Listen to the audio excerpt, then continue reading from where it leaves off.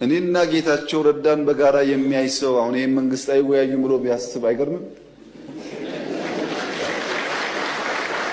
ወታደራዊ አማራጮች የተለየ ፖለቲካዊ መፍትሄ ለመስጠት ለምን አይሰራም? ሸኔ ጋር ተወያይተን ከፊል የሸኔ ኃይል በሰላም ገብቶ ስልጣን ላይ የሉ አልተወያየንም? ከትግራይ ወገኖች ጋር ተወያይተን ከፊሎቹ ገብተው ስልጣን ላይ የሉ?